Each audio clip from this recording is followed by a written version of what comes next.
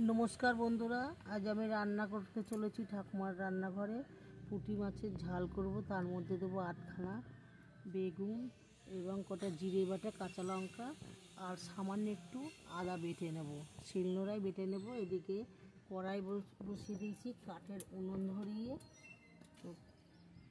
कड़ाई गरम हये गेছে। कड़ाईते आमी तेल दिए दिচ্ছি, कड़ाईते तेल दिए दिচ্ছি পুঁটি মাছ ভাজার জন্য। হয়ে গেছে, পুঁটি মাছগুলো ভাজার জন্য ছেড়ে দিচ্ছি। মাছগুলো সব আমি দুবারে ভেজে নেব, একবারে হবে না। কাঁচা লঙ্কা আর একটু আদা আমি বেটে নেব শিলনোড়ায়। আমার সবগুলো ভাজা হয়ে গেছে, সব মাছগুলো আমি তুলে নিচ্ছি। এই কড়াইতে আমি আর একটু তেল দিয়ে দিচ্ছি, বেগুনগুলো ভেজে নিচ্ছি। বেগুনগুলো ভাজা হয়ে গেছে, কাঁচা মশলা বাটা হয়ে গেছে, বেগুনগুলো ভাজা হয়ে গেছে। বেগুনগুলো মাছের পাশেই তুলে নিচ্ছি। হয়ে গেছে, দুটো ছোটো ছোটো শুকনো লঙ্কা, একটা তেজপাতা, কটা জিরে ফোড়ন দিয়ে দিচ্ছি। কাঁচা শিলনোড়ায় বাটা মশলাটা আমি দিয়ে দিচ্ছি।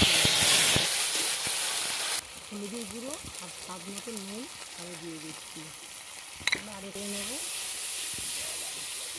মশলাটা আমার ভালো মতো ভাজা হয়ে গেছে এবং মশলা দিয়ে আমার তেল ছেড়ে দিয়েছে। এবার আমি পরিমাণ মতন জল দিয়ে দিচ্ছি। বেগুনগুলো ঝোলের মধ্যে দিয়ে দিচ্ছি এবং মাছগুলো একসঙ্গে দিয়ে দিচ্ছি। পুঁটি মাছ আর বেগুন ভাজা দিয়ে দিচ্ছি।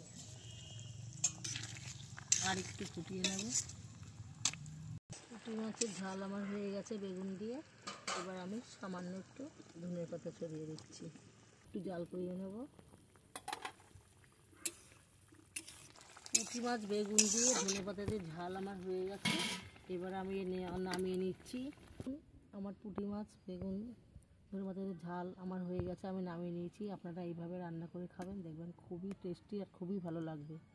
আর আমার রান্না দেখে যদি আপনাদের ভালো লাগে তাহলে আপনারা একটা আমাকে সাবস্ক্রাইবার লাইক এবং আপনারা সবাই আমার সাথে থাকবেন। আসি, বাই, আবার কালকে দেখা হবে।